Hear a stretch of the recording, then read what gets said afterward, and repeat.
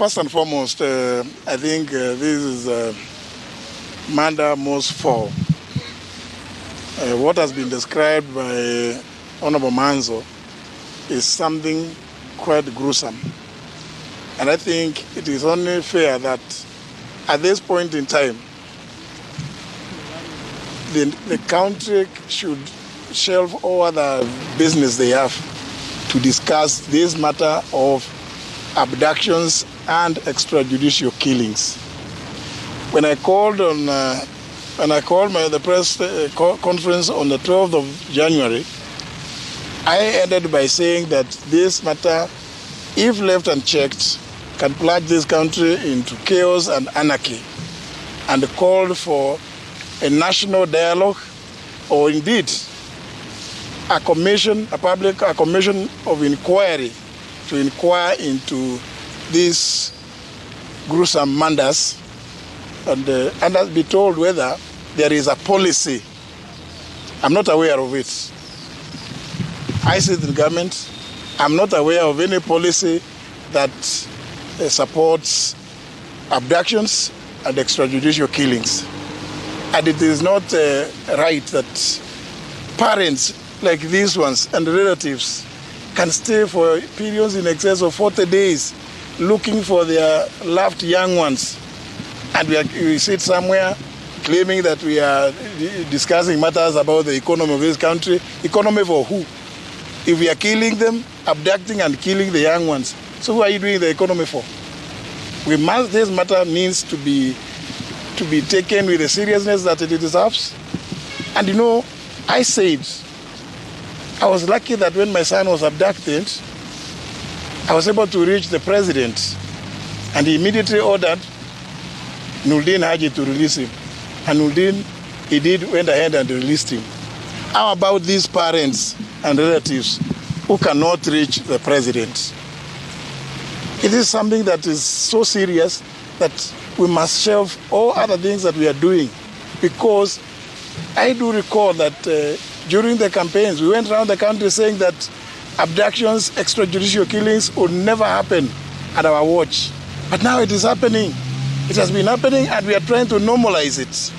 As we are here, mourning and grieving about these four who have gone missing, we are also aware that 2 young men were killed in Nakuru.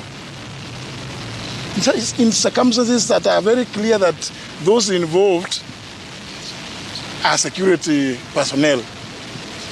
I want to say we cannot be told that the police do not know. Our police is known to be one of the most efficient in this region. And therefore, if they wanted to crack this matter and bring the culprits to book, it will be a matter of just a few days or hours. So I'm calling upon everybody in government, and more so particularly because ultimately responsibility must belong to somebody. We say the buck must stop somewhere. In this case, the president is the president of the Republic of Kenya, head of government, and commander-in-chief of all defense forces. Therefore, Mr. President, I'm calling upon you now to order an end to these abductions, which you promised, killings, extrajudicial killings, and an open inquiry to examine, inquire into how these things have been happening. We cannot make it normal. We know that these are very young lives that have been taken away. What do you think the parents of these young ones are feeling? Everybody must put themselves in the shoes of these parents and relatives who have been agonizing. Did they enjoy Christmas? They could not, when everybody else was enjoying their Christmas. Surely, this must be something that we must take to the next level, where we must involve in a commission of inquiry, which must include people from all sectors. The law society should come up, be part of that commission of inquiry, religious groups, and the civil society groups like Amnesty International and others, Kenya Human Rights Commission. All of them, they should be involved in that commission, because we want the truth and to put an end to this. We cannot take it as business as usual anymore, because I can just put myself in the hearts and the minds of these parents. You've seen one of the fathers here is not even able to appear because of the agony that is been taken through for the last 40 days. It is not normal. We must now address this matter with finality, with a view to getting to the root cause of these abductions and extrajudicial killings. Thank you. Question to you, CS. Yeah. Before Hussein comes in, I have a question for you and a question to Senator Mzansi, who represents the family. For you, this is clearly a government that has failed to protect its people. A government under whose reign people are disappearing and found dead. You serve in this government, and if you still sit in the government, many years from now, your name will also be mentioned as one person who was in this government. Are you contemplating at any time to resign from government? A second question, even as you answer that, is to Senator Mzansi. Senator, previously, yes, as you represent the families, yes, on the dates of the disappearances of these Kenyans, between 17th, 16th, and 18th of December, yes, and the dates where these matters were reported to the police, there's over a week. The police yesterday told the court that these matters were reported to the 26th. Yes. Why did it take that long? Yet, you know, the period that is allowed before a missing person report is booked at any police station. Let me say the issue of resignation, not resignation, is a signed issue. You know, it suffices that I sit in government and I'm calling on government. I'm calling on government. The head of government is the president. This matter must be discussed. We cannot just say that you are in government or the other. No. Everybody who is involved must come out. And you know, government exists, among other things, to protect their lives and property of the citizens. These are citizens whose lives have been taken at a very young age. I mean, the issue of resignation or not, it's such a signed issue. It suffices that I've made my point, that whoever wants to listen, and you have noticed, I have refused to respond to those side things about some people, you know, who have been told, sent there to go and say this and this. You know, I'm not going there. This is a very serious matter, you know, and actually it should take the anger of this country, because why are we allowing young boys and girls to be kidnapped, only later to be found killed? Surely, what kind of country are we? And we are pretending to be solving issues in DRC? This is a very serious issue. I mean, the number of people that have died are so many that it should prick the conscience of any right-thinking leader in this country. That's my position. When I see us before you leave, you have to take the road of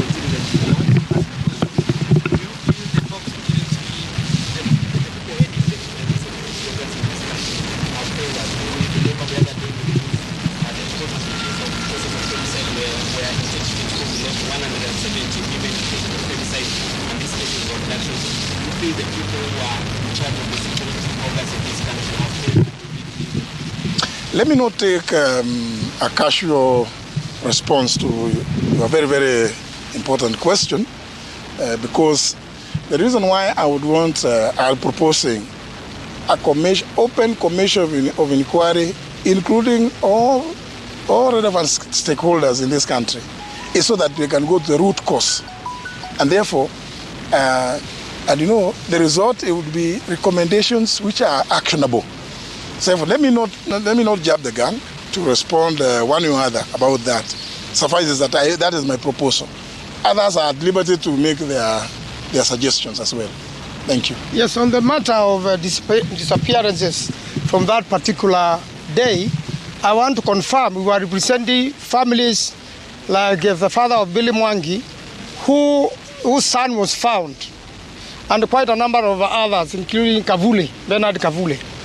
They have been threatened that if they ever say what happened, they'll be dead. There is also, you know, Bob Jaggi and his team. And we have also got the Miss MCA from Wanjia. So this story is big. But one thing which comes, even from parents who go to police station to report, they are first harassed, they are threatened. They ask who went to the press, who talked about this. So, you know, even if you are investigating and you are already terrorizing the evidence, then you come to court and say, you know, we are unable to receive evidence from the public. You have terrorized them. How will they write a statement with you? So I want to agree with the senior citizen and, you know, a cabinet secretary in this country, who is also a very senior lawyer, that we need an urgent public of inquiry, serious one, so that everybody can now feel free to come and talk publicly, so that even the former abducted people can come and talk, so that Gaido can come and say how he was bundled in a pro box in a police station. How then will the IG deny that he has no idea? The investigators should be at current police station finding out who are these police and what communication they had with these wounded people to bundle Gaido in a pro box. So it's also, I also want to call upon Kenyans, those who have evidence that are bold enough, please give it to the police. So when OBs were written, the families were actually mishandled, meaning the police knew very well what they were doing. And unfortunately, this information can only come in a public of inquiry so that everybody heals. We agree, unfortunately, they have been killed.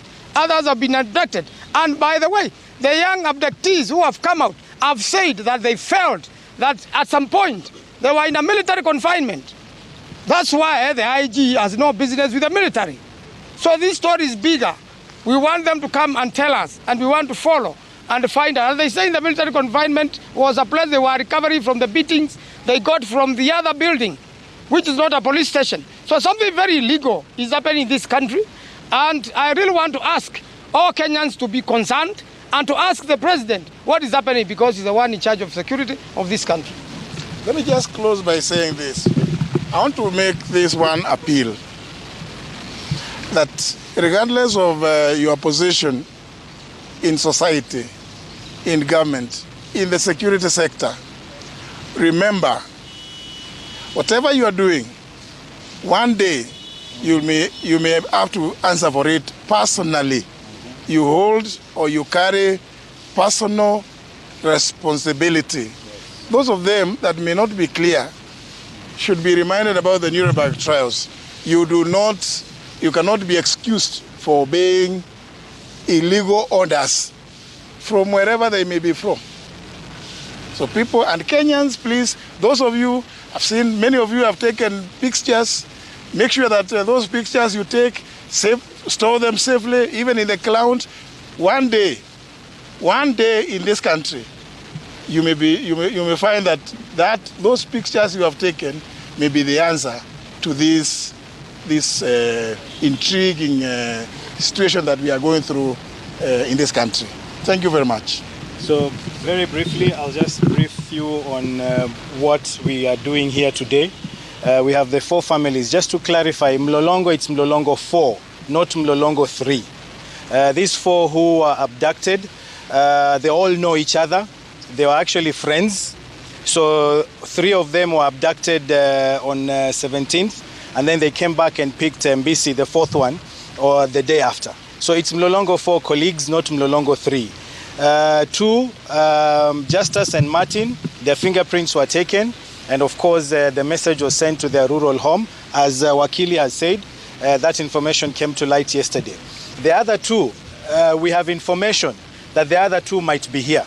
But the morgue attendants have asked us for time because there are very many bodies. So they're trying to locate on those dates those 2 whose features might resemble these other 2 colleagues. But the 4 families are here together.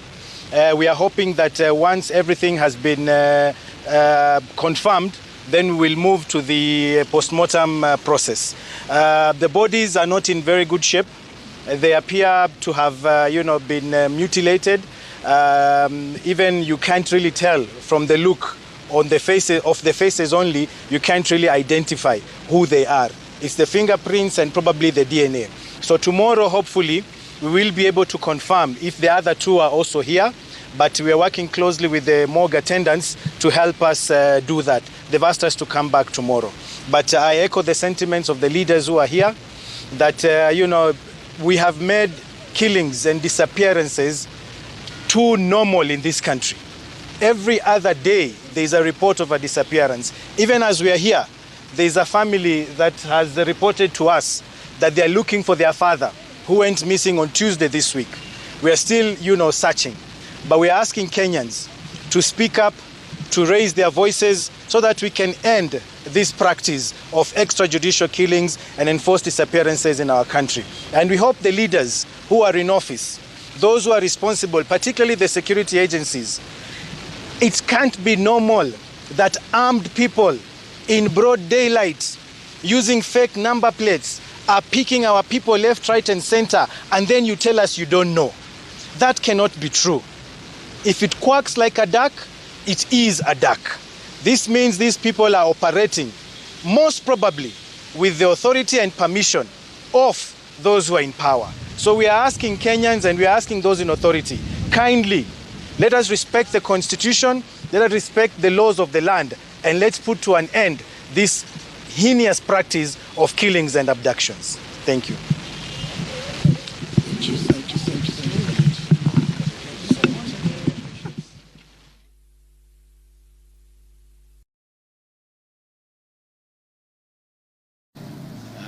Thank you.